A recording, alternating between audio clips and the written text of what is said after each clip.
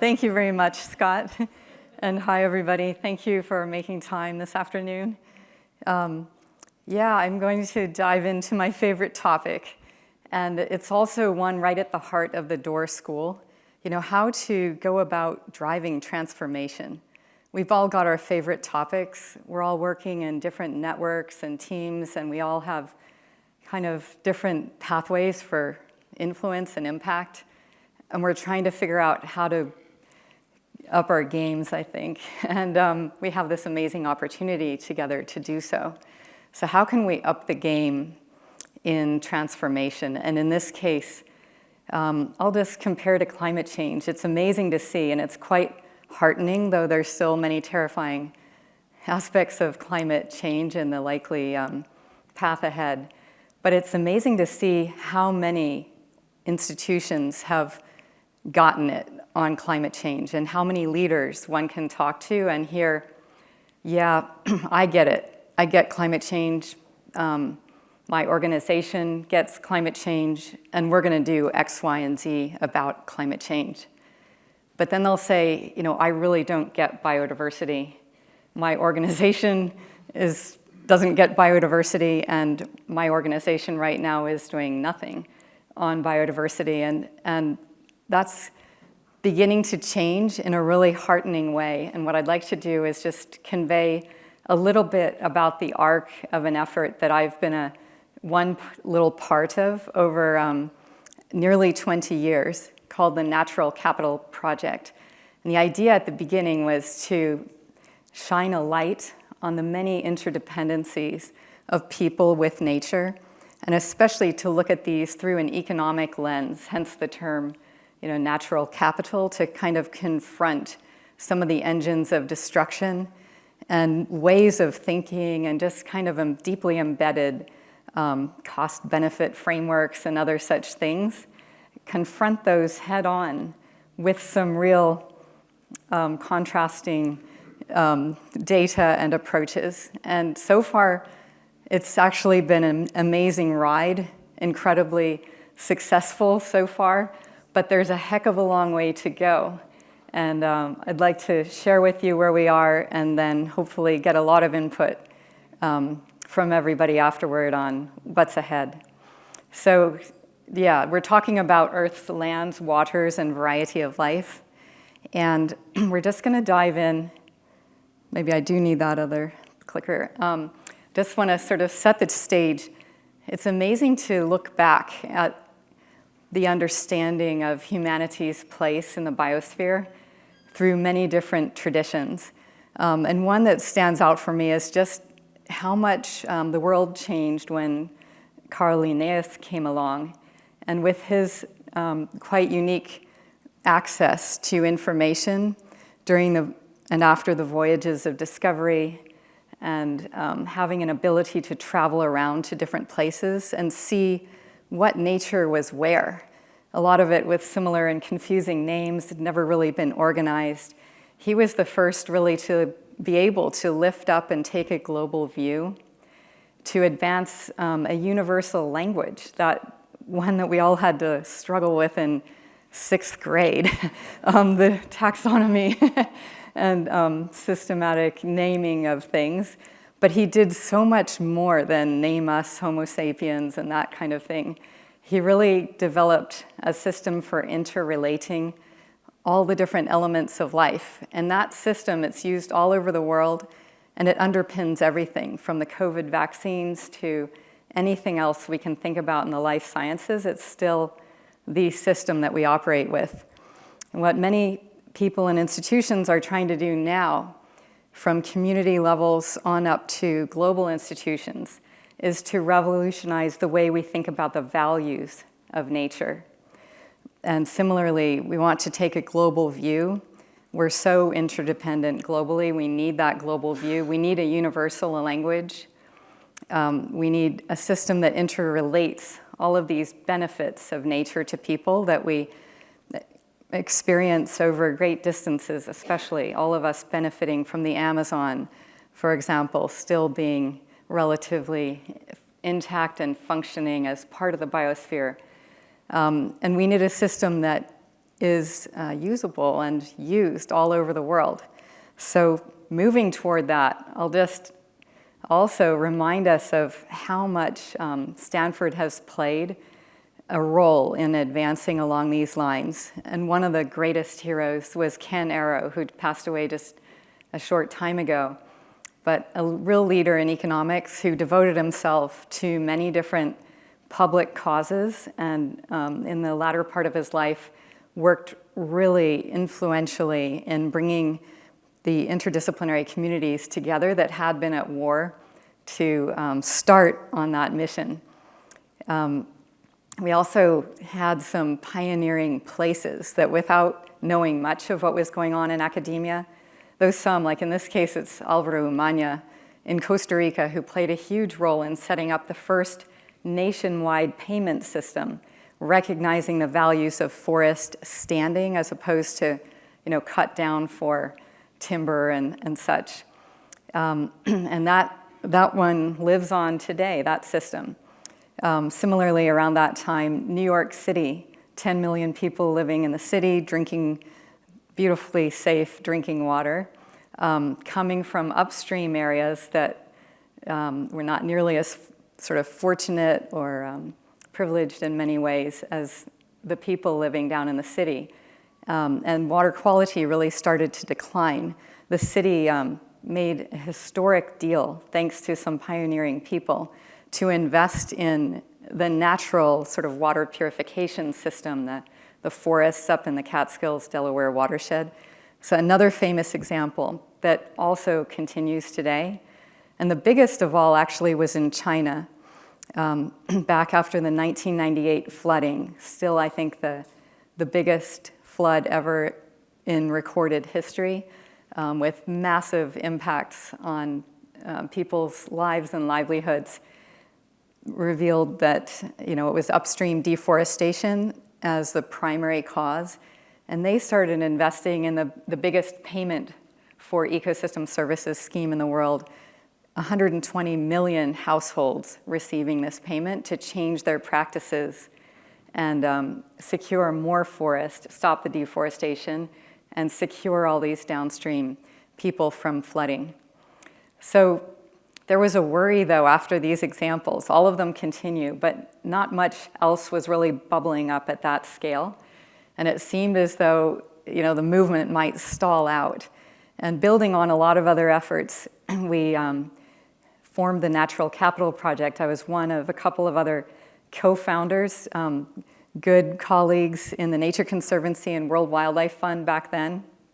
And I'll show you just how we've built up and how much more potential there is to advance this transformation. So I'm going to show you some things just very briefly. One is the approach. It's very much steeped in engagement with people out on the front lines, basically, of experiencing or trying to solve these problems. And all of it involves technology, being able to sense all kinds of things around the planet, influencing decisions, such as of this CEO in Belize controlling marine and coastal systems, and driving to stewardship.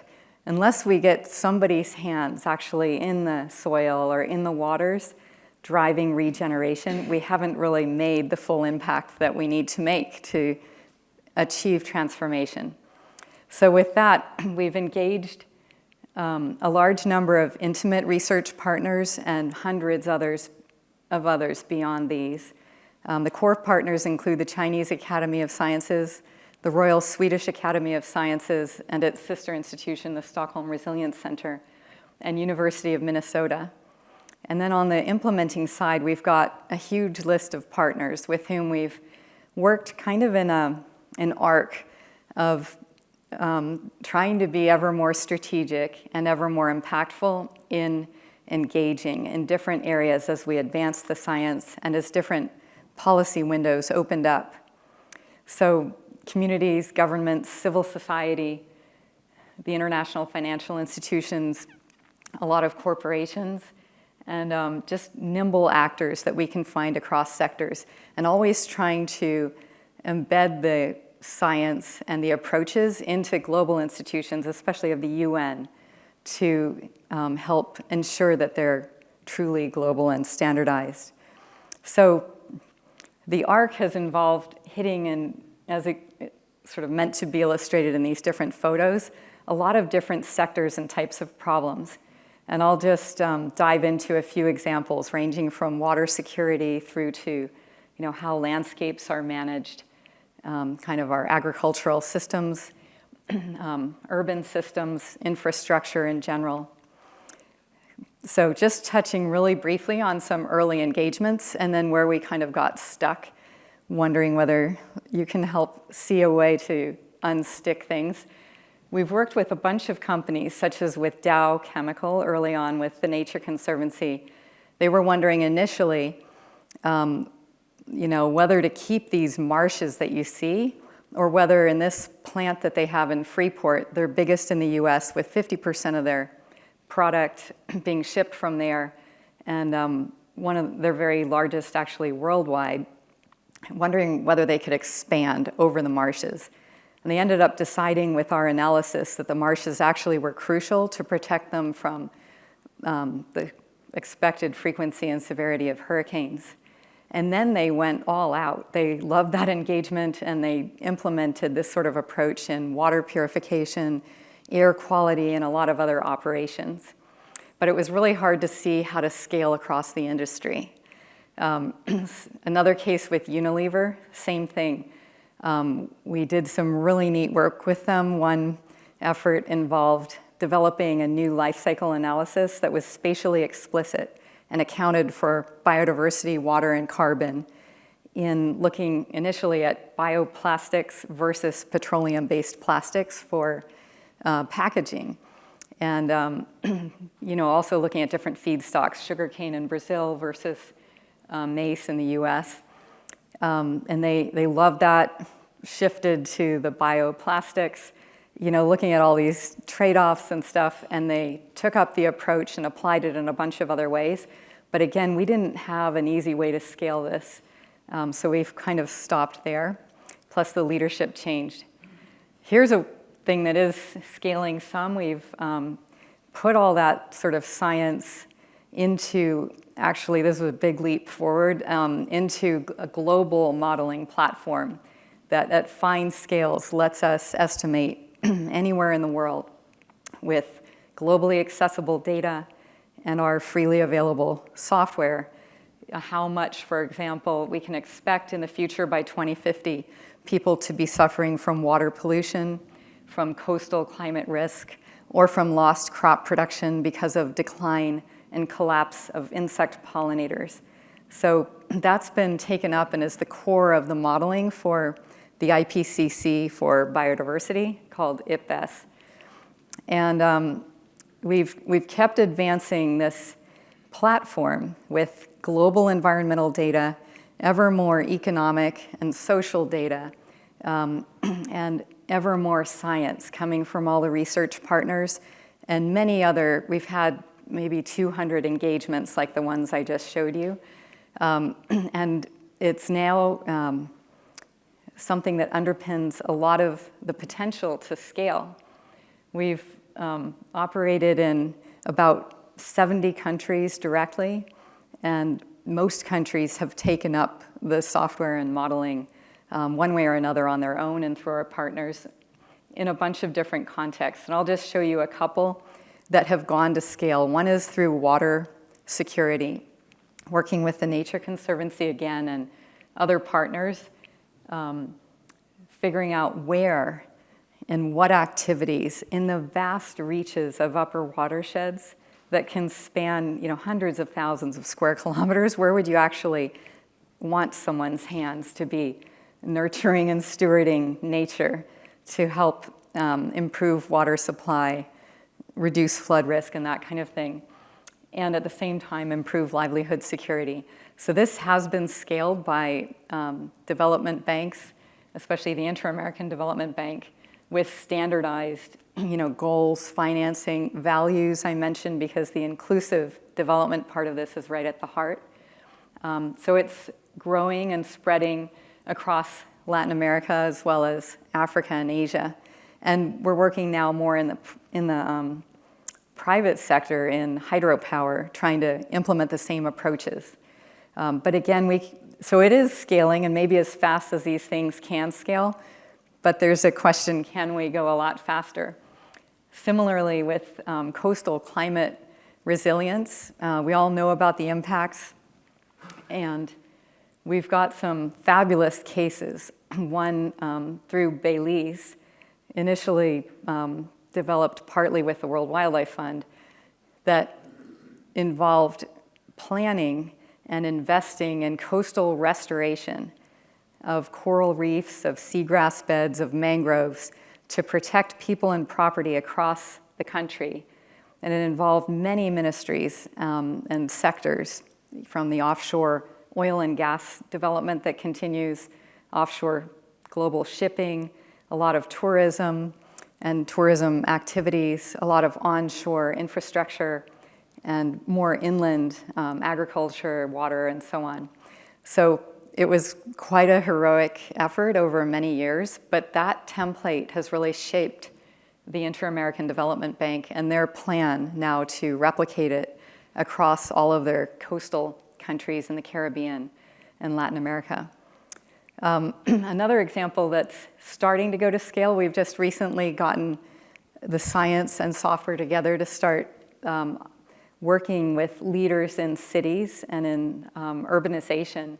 And here's just kind of a small example of about 15 cities with whom we're working, some huge mega cities like Shenzhen and others like San Antonio, valuing all these benefits that would come from expanding in areas that are underdeveloped, agriculture on a small scale, and supporting local communities, especially in low-income areas that are food deserts and that have basically no way for kids to get outside and have physical activity. There are many different types of benefits that come from this. And just sort of scaling up then and closing off, the country that's had by far and away the most dramatic impact and that has road tested these ideas and approaches and advanced the sophistication of the modeling and the policy, the finance, and the day-to-day kind of operations, it's China. And they've zoned about 50% of the country using this approach for regeneration. And they're paying about 200 million people for land stewardship and that regeneration as part of their livelihoods.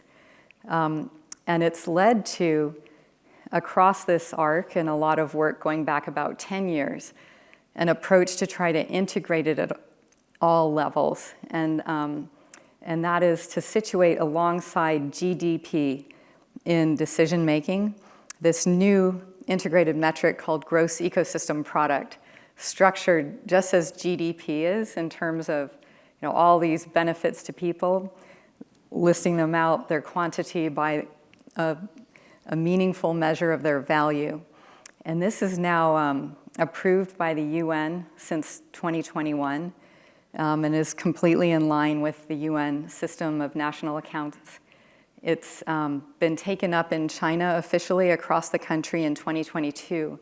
And now there are a suite of countries in Africa, other parts of Asia, Latin America, and even in Europe that are starting to take it up in different ways. So if this, I think, took off, and we're seeing a lot of innovation around it with the emergence of new types of banks, new types of thinking about debt restructuring, new types of companies that are all sort of GEP positive or nature positive emerging. And in many ways, we can think of it as an attractor in kind of the complex adaptive system sense, this driving social innovation and impact.